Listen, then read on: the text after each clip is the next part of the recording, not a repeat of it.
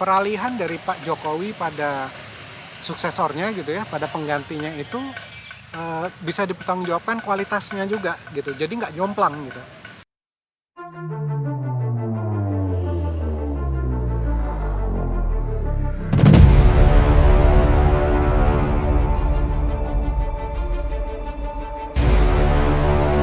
Rupanya tahun politik ya, bukan hanya di kalangan yang lebih tinggi yaitu capres dan cawapres gitu.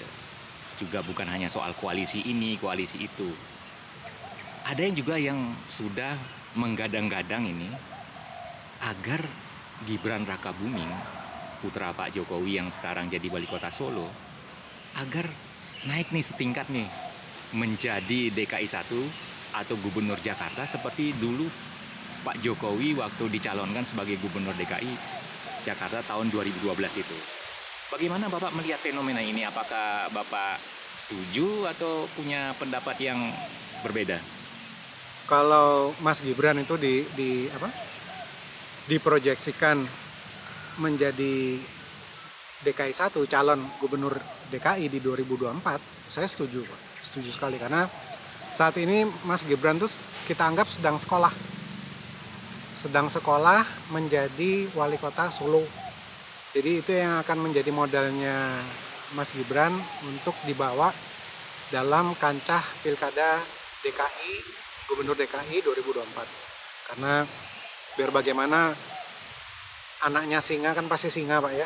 Jadi saya setuju kalau Mas Gibran jadi gubernur DKI gitu. Inilah ada ininya, ada faktor kausanya gitu, sebab akibatnya tuh ada gitu.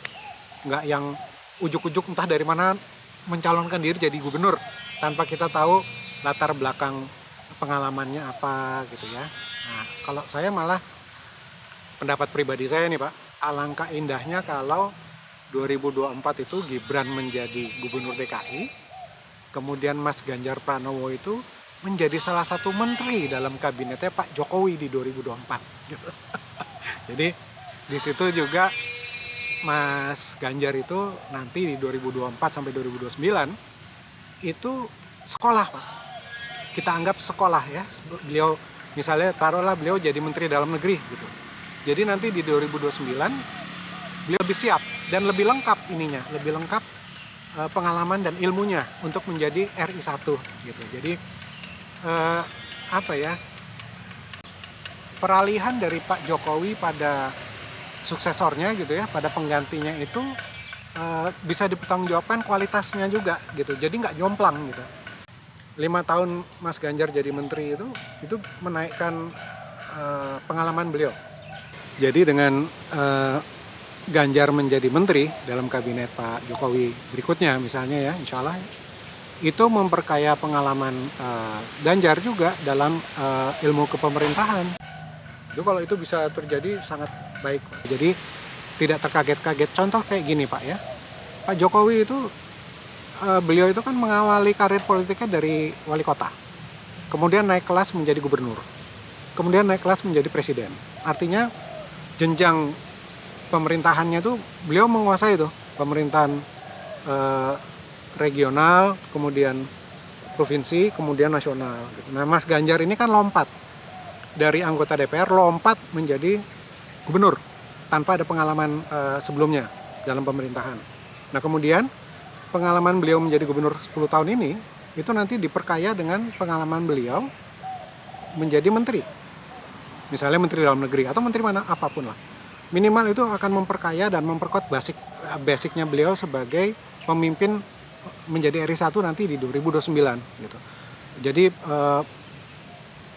peralihan dari Pak Jokowi ke penggantinya, ke suksesornya itu tidak jomplang. Jadi hanya beda-beda tipis saja. Jadi saya rasa pikiran dan hati saya untuk Mas Gibran DKI 1 nanti 2024. Gubernur DKI.